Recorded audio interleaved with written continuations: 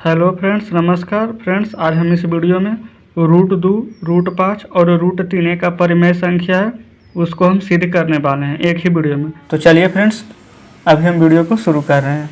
तो सबसे पहले इसमें क्या करना है, सबसे पहले तो ये क्वेश्चन देख ही लिए होंगे आप कि रूट 3 का परिमेय संख्या है। तो चलिए सबसे पहले इसमें माना शुरू कर देते हैं। माना कि रूट 3 एक परिमेय संख्या है। यहाँ पर लिखते चल रहे हैं।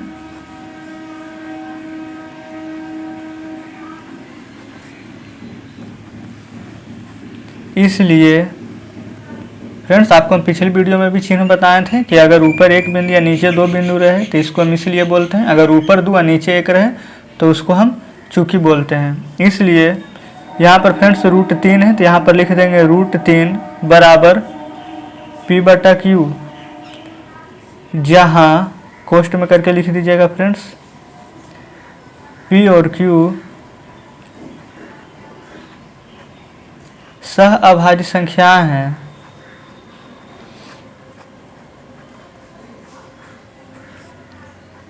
सह अभाज्य संख्याएं हैं तथा Q is not equal to 0 हो। यानी कि फ्रेंड्स Q जो है 0 के बराबर नहीं होना चाहिए। अब देखिए इसके बाद यहाँ तक करने के बाद ध्यान रखना है कि आपको इस दोनों का वर्ग करना है। तो यहाँ पर लिख देंगे दोनों तरफ वर्ग करने पर, दोनों तरफ वर्ग करने पर। फिर इसके बाद देख लीजिए फ्रेंड्स, अगर दोनों तरफ हम वर्ग करेंगे तो दोनों तरफ क्या स्क्वायर चढ़ा लेंगे। तो चलिए यहाँ पर रूट 3 है तो यहाँ पर रूट 3 का स्क्वायर करेंगे। यहाँ पर P/Q है तो P/Q का स्क्वायर कर देंगे। फिर उसके बाद देख लीजिए, अगर रूट 3 का स्क्वायर करेंगे तो इसमें से हमारा क्या बाहर निकल जाएगा, 3। क्योंकि फ्रेंड्स रूट 3 का स्क्वायर करेंगे तो यहाँ पर रूट 3 गुना रूट 3 होगा, तो एक बार तो 3 बाहर निकलेगा ही हमारा। तो चलिए यहाँ पर लिख देते हैं 3 बराबर, अगर P स्क्वायर हो जाएगा और नीचे Q है तो नीचे बटा में Q का स्क्वायर हो जाएगा। ठीक है, यहाँ पर देख लीजिए P स्क्वायर है ऊपर और नीचे है Q स्क्वायर। नीचे कुछ नहीं तो 1 होगा, तो P स्क्वायर को अगर 1 से गुना करेंगे तो P स्क्वायर, और 3 को जब गुना करेंगे Q स्क्वायर से तो हो जाएगा 3Q स्क्वायर। तो यहाँ पर हम लिख देते हैं P स्क्वायर बराबर 3Q स्क्वायर। और हाँ फ्रेंड्स, इसको हम मानेंगे समीकरण 1। ठीक है, तो चलिए यहाँ पर लिखते हैं, अतः यहाँ पर 3 है तो हम लिखेंगे 3 P स्क्वायर को विभाजित करती है। यहाँ पर आप ऐसे भी समझ सकते हैं कि 3 से विभाजित करती है, क्योंकि यहाँ पर फ्रेंड्स P स्क्वायर या यहाँ पर Q स्क्वायर ये दोनों तो बराबर ही होगा, क्योंकि दोनों बराबर। यहाँ पर जो मान रखेंगे यहाँ और फिर यहाँ पर रखेंगे तो दोनों बराबर आ जाएगा। और 3 जो है आपको पता ही है कि अगर Q स्क्वायर के साथ 3 लगा हुआ है तो ये 3 गुना में अभी, लेकिन बराबर किस तरफ जाएगा तो ये भागा में चला आएगा, तो P स्क्वायर के नीचे आ जाएगा 3। इसलिए यहाँ पर लिखेंगे कि 3 जो है P स्क्वायर को विभाजित करता है। उम्मीद करते हैं फ्रेंड्स ये बात आपको अच्छी से समझ में आ रही होगी। तो चलिए इसके बाद अतः तक तो हो चुका है, इसलिए 3 P को भी विभाजित करेगी।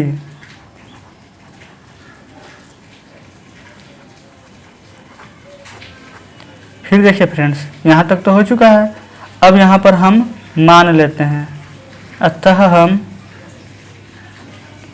P बराबर 2m। लेकिन फ्रेंड्स देख लीजिए, यहाँ पर ध्यान देने वाला बात क्या है, क्योंकि पिछली वीडियो तो हमने जो बनाए थे रूट 2 के बारे में, तो वहाँ पर तो P बराबर हम 2m माने थे, लेकिन यहाँ पर P बराबर हम 2m मान रहे थे, लेकिन यहाँ पर 2m नहीं मानल जाएगा, क्योंकि यहाँ पर आगे में क्या लिखा हुआ है 3। तो हम जब भी अगर यहाँ पर 3 है तो यहाँ पर 3m मानेंगे। अगर इसके जगह अगर हमें रूट 5 वाला बनाते हैं कि रूट 5 एक अपरिमेय संख्या, अगर हम उसको सिद्ध करने जाते हैं तो वहाँ पर 5 था तो वहाँ पर हम 5 को मानने वाले हैं। तो फ्रेंड्स देख लीजिए, यहाँ पर हमको 2m नहीं मानना है, बल्कि 2 के जगह हमको यहाँ पर 3 है तो यहाँ पर तो हम अभी 3 मानेंगे फिलहाल। ठीक है, वो पिछली वीडियो में हम सिद्ध किए थे तो हमें ध्यान आ रहा था कि यहाँ पर तो 2 हो रहा था, लेकिन उसमें हम 2 को बना रहे थे इसलिए। तो अतः हम P बराबर 3m लिख सकते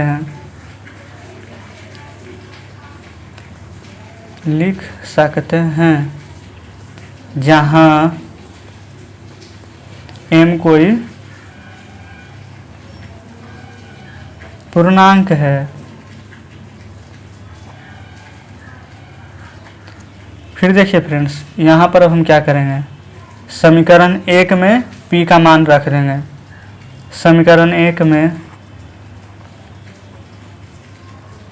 P बराबर, यहाँ पर हम 3m मान है, वही हम इसका मान रखने जा रहे हैं। समीकरण 1 में P बराबर 3m रखने पर तो देखिए सबसे पहले तो यहाँ पर पी स्क्वायर बराबर 3q स्क्वायर है, इसको हम लिख लेते हैं। यहाँ पर समीकरण 1 है तो समीकरण 1 तो उतारना ही पड़ेगा। पी स्क्वायर बराबर 3q स्क्वायर। अब यहाँ पर p के जगह हम 3m माने हैं तो यहाँ पर हम रख देंगे 3m स्क्वायर बराबर, फ्रेंड्स हम यहाँ पर p के जगह रखे हैं, इसके जगह कुछ नहीं, तो इसको तो हम जैसे है वैसे ही उतार देते हैं, इसको हम अभी कुछ नहीं किए हैं। ठीक है, चलिए अब यहाँ पर 3m स्क्वायर है और यहाँ पर 3q स्क्वायर है। तो चलिए अब हम इसमें इसका वर्ग करेंगे, तो 3 का जब वर्ग करेंगे तो यहाँ पर आ जाएगा हमारा 9m का स्क्वायर, ये तो हो जाएगा हमारा 3q स्क्वायर, क्योंकि इसके साथ हम कुछ कर ही नहीं रहे हैं। अब 3 से इसको हम काट देंगे 3 बार में, यहाँ पर बच जाएगा हमारा क्या, 3m स्क्वायर बराबर q स्क्वायर। ठीक है फ्रेंड्स, यहाँ तक तो कोई दिक्कत नहीं है। अब लिख देंगे अतः यहाँ पर जो है आगे हमारा 3 बचा हुआ वो लिखेंगे, अतः 3q स्क्वायर को विभाजित करता है। अब यहाँ से देख लीजिएगा जो हम ऊपर लिखे हैं, यहाँ 3p स्क्वायर को विभाजित करता है, फिर 3p को भी विभाजित करेगा, बस यहाँ पर इसके जगह भी q आ रहा है। तो चलिए, इसलिए 3q को भी विभाजित करेगा।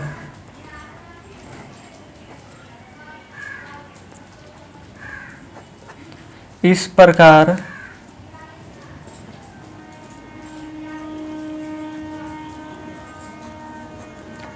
P और Q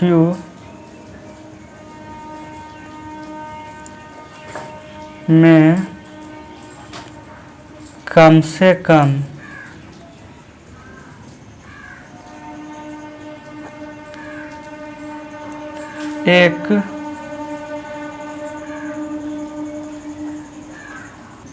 एक उभयनिष्ठ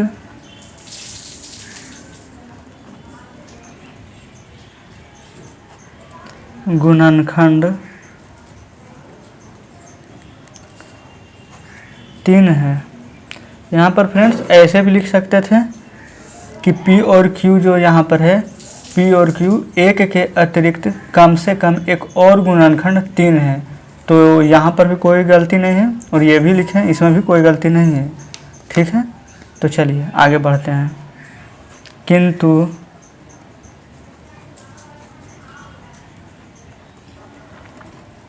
इससे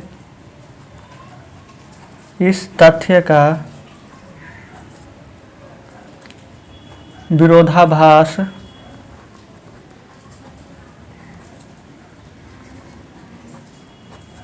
प्राप्त होता है।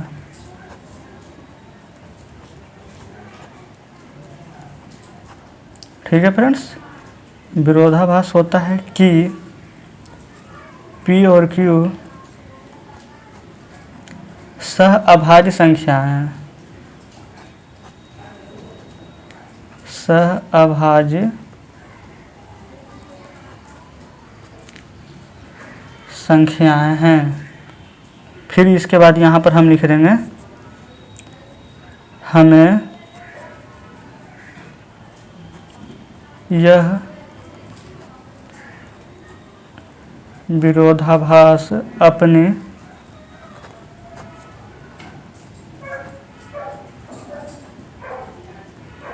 त्रुटिपूर्ण कल्पना के कारण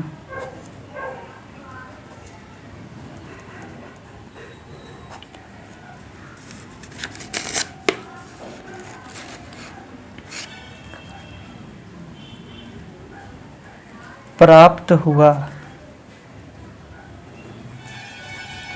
कि √3 एक परिमेय संख्या है।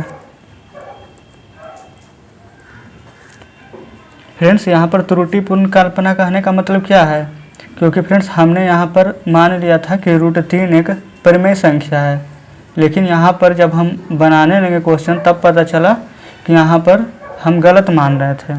तो चलिए पहले यहाँ पर एक और स्टेप लिख लेते हैं। अतः हम निष्कर्ष निकालते हैं कि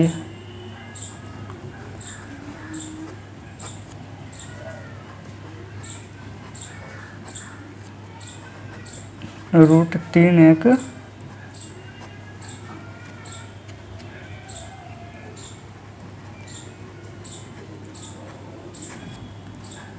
अपरिमेय संख्या है। ठीक है फ्रेंड्स, इसको हम अभी प्रूव कर दिए हैं। देखिए फ्रेंड्स, इसमें कुछ नहीं किए हैं, बस ऊपर से नीचे तक तो आप समझ ही गए होंगे। इसमें आप थोड़ा सा यहाँ पर सोच रहे होंगे कि हम लिखे हैं कि यहाँ पर विरोधाभास अपनी त्रुटिपूर्ण कल्पना के अनुसार।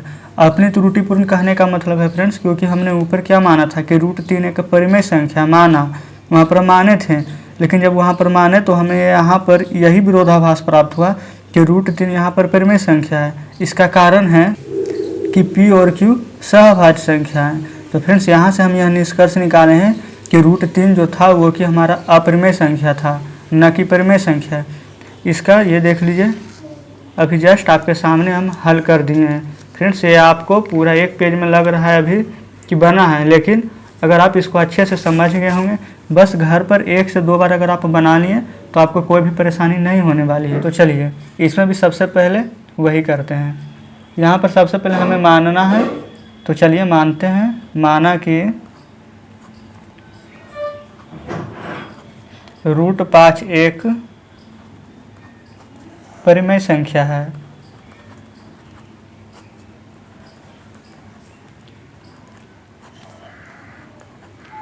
इसलिए √5 बराबर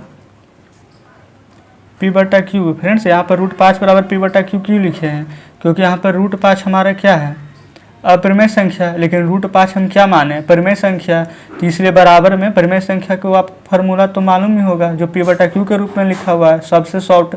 तो यहाँ पर हम इसको परिमेय माने हैं, √5 एक परिमेय संख्या, इसलिए यहाँ पर √5 के बराबर में P/Q लिखे हैं। ठीक है, चलिए यहाँ पर बगल में हम लिख भी देते हैं, जहाँ P और Q पूर्णांक है,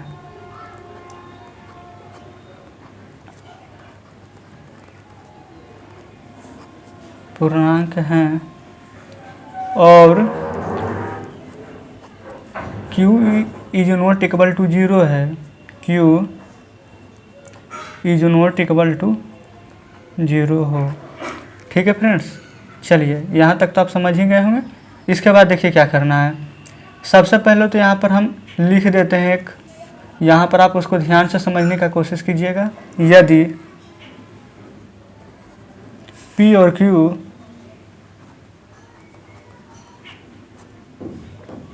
में एक के अतिरिक्त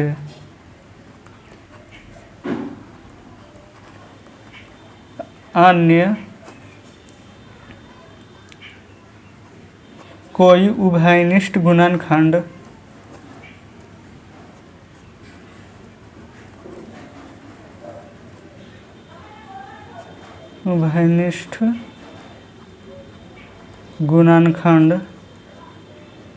हो तो उससे संख्या में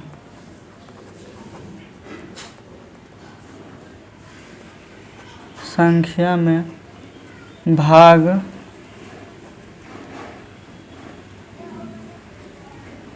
देकर सह अभाज्य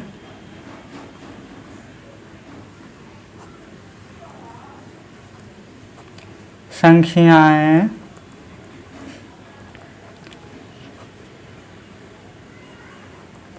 प्राप्त कर सकते हैं।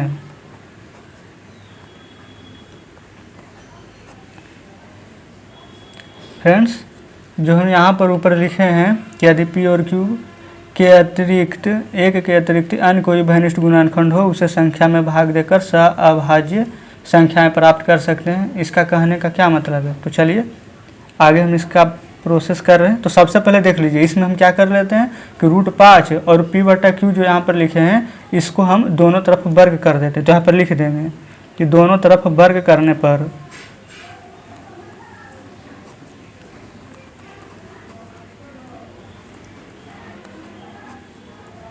चलिए दोनों तरफ वर्ग कर लेते हैं। यहाँ पर √5 था तो यहाँ पर लिख देते हैं √5 का वर्ग, फिर वहाँ पर p बटा क्यू था तो p बटा क्यू का वर्ग। ठीक है, अब देखिए यहाँ पर √5 का वर्ग अगर निकालेंगे हम तो यह तो हमारा 5 ही हो जाएगा, लेकिन अगर p बटा क्यू का वर्ग करेंगे तो वहाँ पर हमारा p का स्क्वायर बटा क्यू का स्क्वायर हो जाएगा। तो यहाँ पर लिख देते हैं 5 बराबर p स्क्वायर बटे में क्यू स्क्वायर।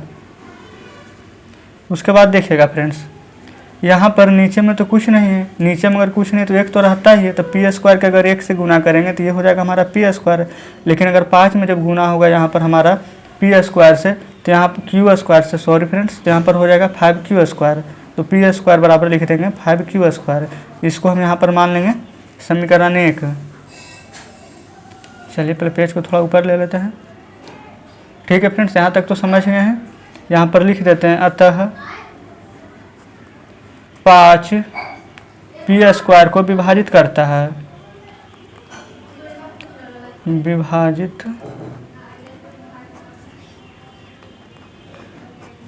देखिए फ्रेंड्स यहाँ पर कैसे विभाजित किया। पिछली वीडियो में हमने बताया था यहाँ पर जो p स्क्वायर है वो q स्क्वायर के दोनों तो पहले नंबर के बराबर होना चाहिए, और उसके बाद में अगर q स्क्वायर के साथ हमारा 5 है तो ये यहाँ पर अभी गुना में है 5q स्क्वायर। लेकिन अगर इसको हम बराबर को इस तरफ भेजेंगे तो ये तो भागा में आ जाएगा, तो p स्क्वायर बटा 5 हो जाएगा, यानी कि 5 से हम p स्क्वायर में भाग दे रहे हैं तो दोनों काटना चाहिए।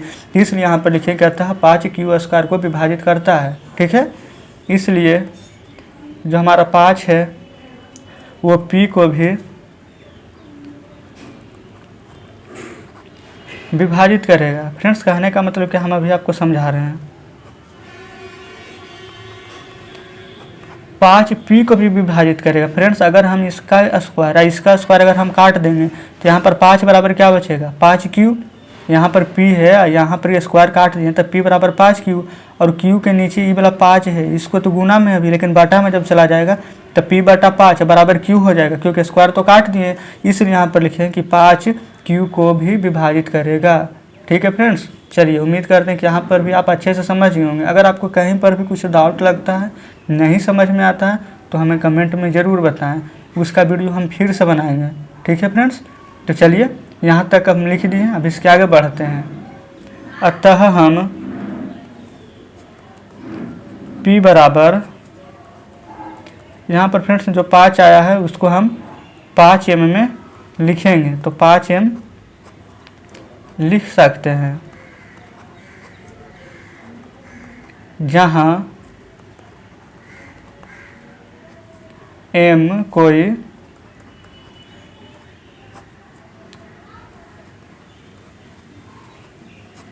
पूर्णांक है। अब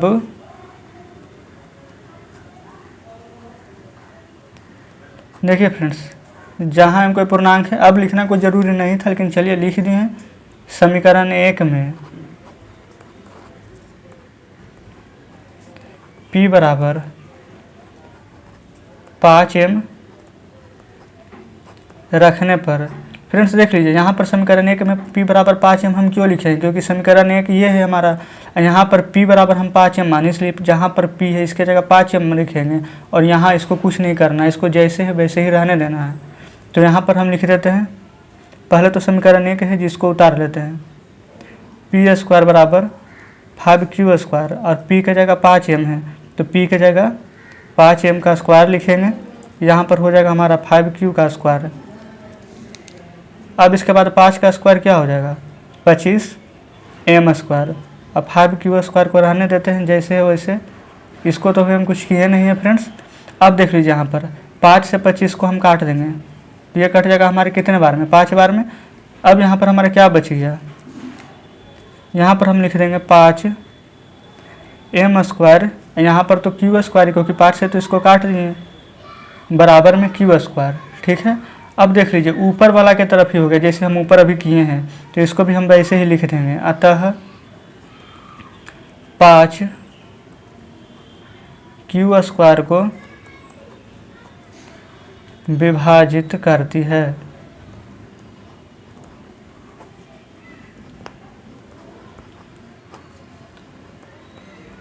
देखिए फ्रेंड्स, क्योंकि यहाँ पर भी 5 है, यहाँ पर भी अगर बटा में चला जाएगा तो q² के नीचे 5 आ जाएगा, इसलिए यहाँ पर लिख दिए कहता है 5q² को विभाजित करती है। इसके बाद अब क्या लिखेंगे कि 5q को भी विभाजित करेगी, क्योंकि अगर स्क्वायर से स्क्वायर कट जाएगा तो 5 बटा में चला जाएगा, तो m बराबर क्या हो जाएगा, q/5। ठीक है, यहाँ तक तो आप समझ रहे होंगे। अतः 5q को भी विभाजित करेगी।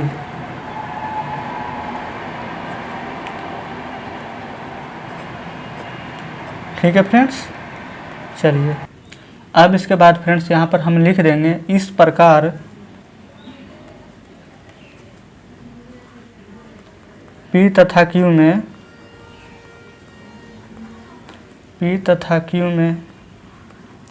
एक के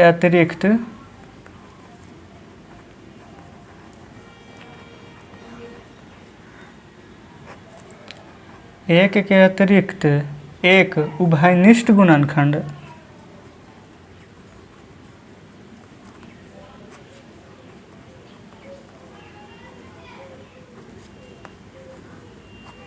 देखिए फ्रेंड्स, यहाँ पर एक उभयनिष्ठ गुणनखंड 5, जो कि यहाँ पर अभी हम जस्ट लाए हैं 5 है, किंतु इससे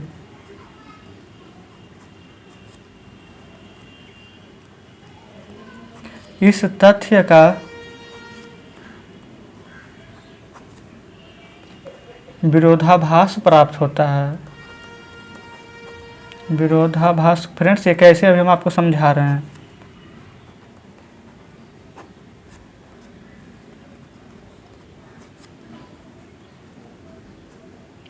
कि P और Q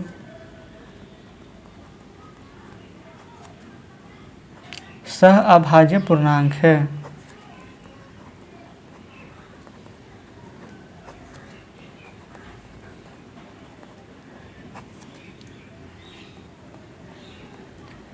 हमें यह विरोधाभास, रुक जाए फ्रेंड्स, थोड़ा सा पेज को ऊपर कर दिए देते हैं। ठीक है फ्रेंड्स, अब आपको दिख रही होगी अच्छा से। तो चलिए आगे हम लिख लें कि हमें यह विरोधाभास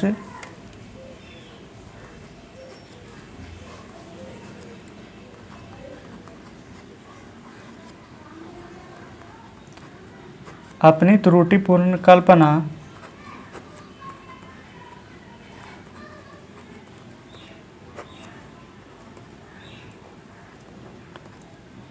के कारण प्राप्त हुआ है।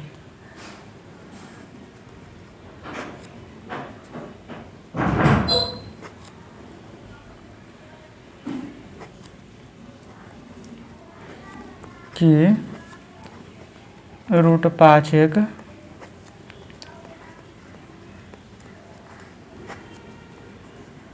परिमेय संख्या है।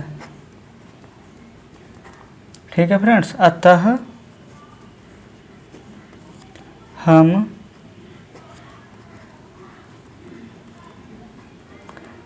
निष्कर्ष निकालते हैं कि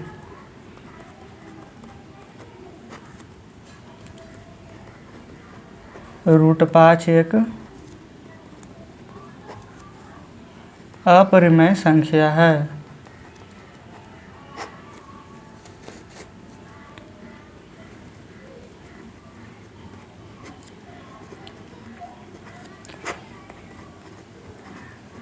ठीक है फ्रेंड्स, इसको हमने प्रूव भी कर दिया है। फ्रेंड देखिए यहाँ पर विरोधाभास अपनी त्रुटिपूर्ण कल्पना के कारण प्राप्त है। क्यों फ्रेंड्स, क्योंकि हमने यहाँ पर √5 को एक परिमेय संख्या माना था, लेकिन जब यहाँ पर हमने √5 को एक परिमेय संख्या माना और इसके जगह P/Q के रखा, तो फ्रेंड्स हमें इससे यही पता चला कि √5 एक परिमेय संख्या नहीं है। देखिए इसको फ्रेंड्स हमने, चलिए शुरुआत से आपको दिखाते हैं।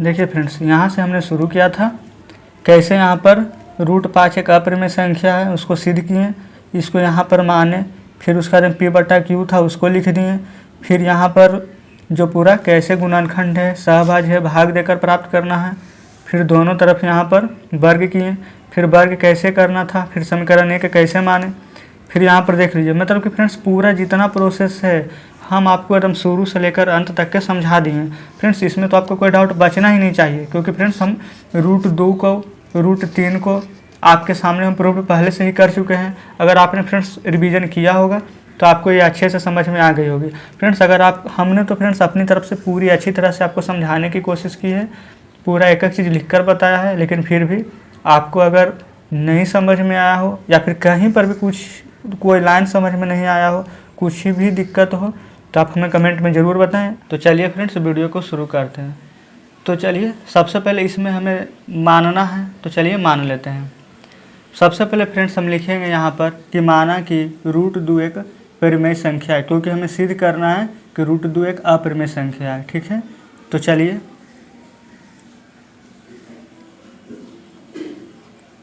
माना कि √2 एक परिमेय संख्या है।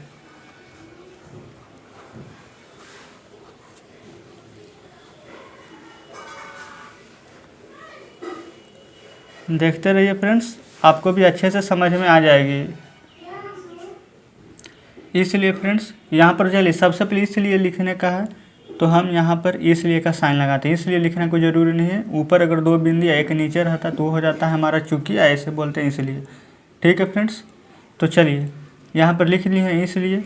यहाँ पर जो √2 है उसको लिखते हैं √2 बराबर P/Q। और फ्रेंड्स यहाँ पर जो हमारा P/Q है वो क्या है, तो चलिए यहाँ पर लिख देते हैं, जहाँ P और Q सह अभाज्य संख्या है, सह अभाज्य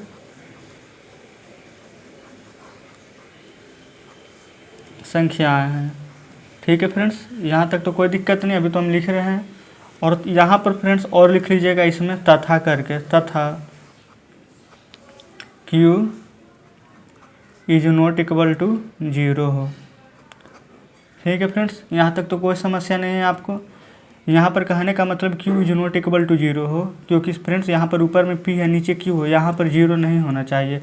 अगर यहाँ पर 0 होगा तो ये हमारा अपरिभाषित कर देगा।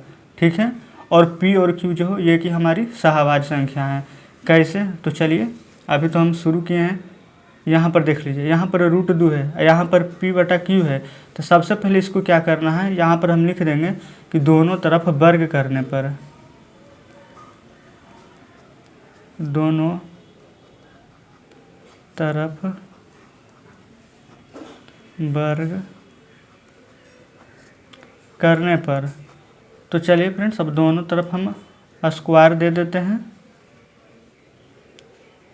यहाँ पर √2 है और यहाँ पर P/Q है, तो यहाँ पर √2 का स्क्वायर हो जाएगा और यहाँ पर P/Q के स्क्वायर हो जाएगा। ठीक है फ्रेंड्स, यहाँ तक तो कोई परेशानी नहीं होगी आपको। अब यहाँ पर √2 के स्क्वायर क्या हो जाता है, तो चलिए यहाँ पर इसको हम बाहर निकाल देते हैं। √2 का स्क्वायर हो जाएगा 2, यहाँ पर P पर भी स्क्वायर है, Q पर भी स्क्वायर है, तो इसको हम लिखेंगे P² अब बटा में Q का स्क्वायर। ठीक है, तो चलिए यहाँ पर नीचे कुछ नहीं है, तो इसका मतलब क्या है, यहाँ पर तो 1 रहता ही है, इतना तो आपको मालूम ही होगा। तो देख लीजिए यहाँ पर, अगर यहाँ पर हमारा 1 रहता, 1 में P² से गुना करते तो ये हो जाता हमारा P², और 2 से अगर हम Q² में गुना करेंगे तो हो जाएगा हमारा 2Q²। तो यहाँ पर लिख देते हैं P² बराबर 2Q²। ठीक है फ्रेंड्स, इसको हम मान लेते हैं यहाँ पर समीकरण 1। तो उम्मीद कर रहे हैं फ्रेंड्स यहाँ तक आप समझ गए होंगे। तो चलिए इसके आगे हम देख लेते हैं। यहाँ पर फ्रेंड्स लिख देंगे अतः 2P² को विभाजित करती है, विभाजित करती है। ठीक है फ्रेंड्स, यहाँ पर कहने का मतलब क्या है कि यहाँ पर जो 2 है वो पी स्क्वायर का विभाजित कर रहा है, क्योंकि यहाँ पर जो 2 है ये समझ लीजिए कि यहाँ पर अगर क्यू स्क्वायर तो इसके बटा में आ जाता है। फ्रेंड्स आप ऐसे समझ लीजिए कि यहाँ पर पी स्क्वायर बराबर है 2q स्क्वायर का। इसका कहने का मतलब क्या है कि जो पी स्क्वायर है वो इसके बराबर है 2q स्क्वायर के। अगर यहाँ पर हम कोई अंक ले लेते हैं, जैसे कि यहाँ पर आप ले लीजिए कोई भी अंक, मान लीजिए 4 ले लेते हैं। अगर 4 का स्क्वायर करेंगे तो 16, अभी क्यू की जगह रखेंगे 4 तो ये भी 16 हो जाएगा। तो बताइए जो 2 है वो 16 को तो विभाजित करेगा ही, इसलिए यहाँ पर लिखा हुआ है कि अतः 2 है जो पी स्क्वायर को विभाजित करेगी। क्योंकि यहाँ पर अगर हम कोई भी ले लें, जैसे कि 4 का स्क्वायर कर दें, 6 का स्क्वायर कर दें, तो 2 से तो विभाजित करेंगे ही, इसको दोनों को तो आपस में बराबर ही होना चाहिए। तो उम्मीद करते हैं फ्रेंड्स यहाँ तक आप समझ गए होंगे कि हम ये अतः 2 पी स्क्वायर को विभाजित करती है क्यों लिखे हैं। तो चलिए आगे बढ़ते हैं। फिर फ्रेंड्स यहाँ पर हम लिख देंगे अतः 2 पी को भी विभाजित करेगी। यहाँ पर फ्रेंड्स आपको हम बता दिए हैं कि कैसे होगा। देखिए फ्रेंड्स ये वाला यहाँ पर हर सही कार्य होता है, यहाँ पर हम घुमा दिए हैं। तो चलिए आप समझ लीजिएगा 2 पी स्क्वायर को विभाजित करेगी, यहाँ पर हम लिख देते हैं सबसे पहले। ठीक है फ्रेंड्स, यहाँ पर हो गया। अब देखिए इसके बाद क्या करना है। अतः हम P बराबर 2m लिख सकते हैं। यहाँ पर फ्रेंड्स आप चाहें तो हम यहाँ पर m माने हैं, आप यहाँ पर r s q कुछ भी लिख सकते हैं। ठीक है, तो 2 बराबर m यहाँ पर हम लिख दिए, जहाँ m कोई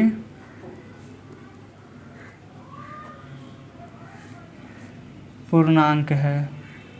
ठीक है फ्रेंड्स, यहाँ तक समझ गए होंगे। चलिए ऊपर कर लेते हैं। अब फ्रेंड्स यहाँ पर जो हम ऊपर अभी यहाँ पर जस्ट समीकरण 1 माने थे, इसी में अब हम लिखने जा रहे हैं। यहाँ पर फ्रेंड्स हम लिख लेंगे समीकरण 1 में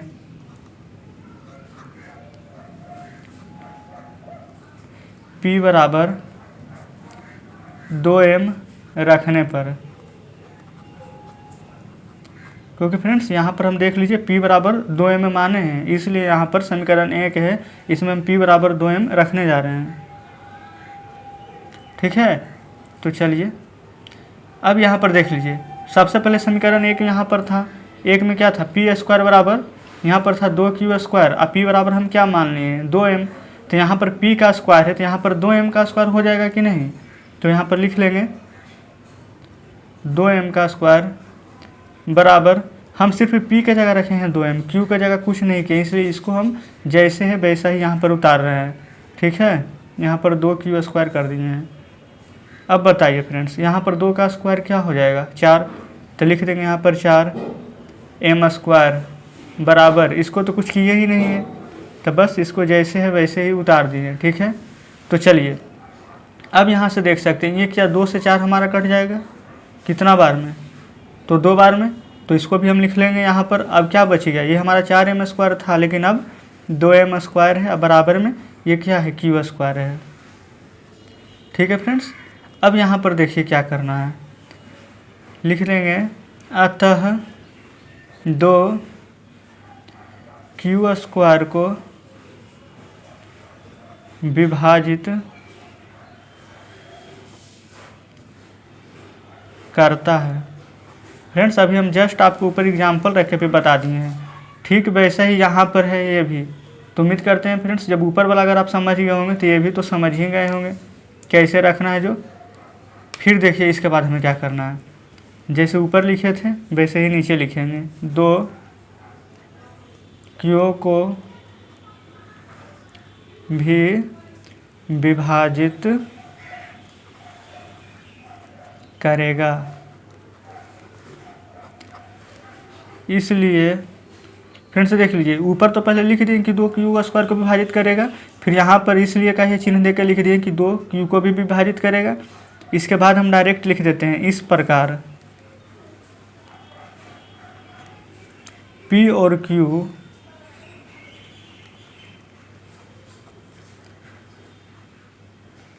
में कम से कम भाषा जो हम लिख रहे हैं फ्रेंड्स, ये आप एक बार अच्छे से कॉपी पर खुद से बना कर देखिएगा। उसके बाद आपको तो अभी लग रहा होगा कि इतना लेंदी है, इतना बड़ा लिख रहे हैं, लेकिन जब एक बार खुद से लिखिएगा उसके बाद में आपको भी कोई कठिनाई नहीं होगी। कम से कम एक उभयनिष्ठ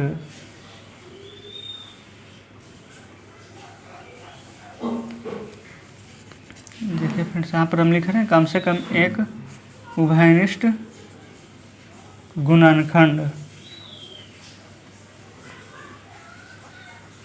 चलिए फ्रेंड्स, यहाँ पर हम नीचे लिख देते हैं उभयनिष्ठ। यहाँ पर फ्रेंड्स गुणनखंड लिख दिए थे 2 है। आप देख सकते हैं यहाँ पर भी फ्रेंड्स था कि 2 Q को पूरा पूरी विभाजित कर देगा, और यहाँ पर आपको दिखाते हैं यहाँ पर भी था 2 Q को विभाजित कर देगा, यानी कि फ्रेंड्स यहाँ पर P है और यहाँ पर Q है। P और Q को दोनों को यहाँ पर क्या 2 पूरा पूरा विभाजित कर रहा है, इसलिए फ्रेंड्स हम यहाँ पर लिखे हैं। ठीक है, हम आपको एक एक पॉइंट समझाते चल रहे हैं। उम्मीद करते हैं फ्रेंड्स कि आप अच्छे से समझ रहे होंगे। तो चलिए यहाँ पर आगे लिखते हैं, किंतु इससे इस तथ्य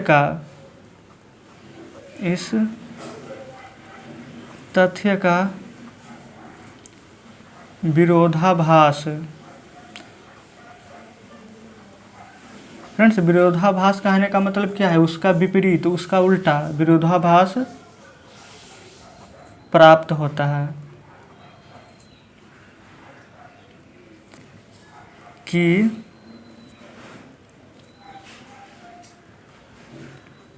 P और Q सह अभाज्य संख्याएं हैं। ठीक है फ्रेंड्स, यहाँ तक तो आप समझ रहे होंगे। इसके बाद देख लीजिए, हमें यह विरोधाभास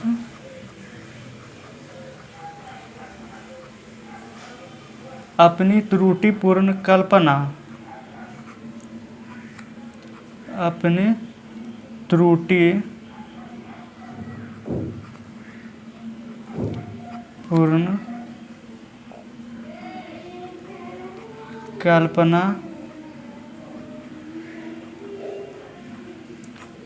के कारण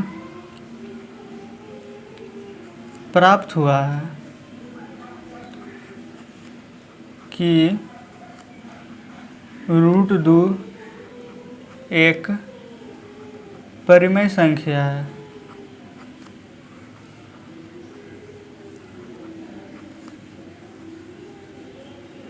इसके बाद फ्रेंड्स यहाँ पर लिख दीजिएगा कि अतः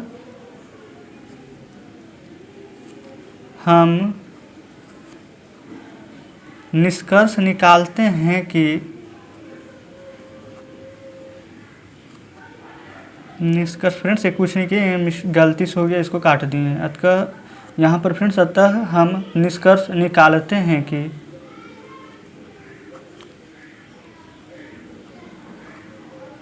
√2 एक अपरिमेय संख्या है।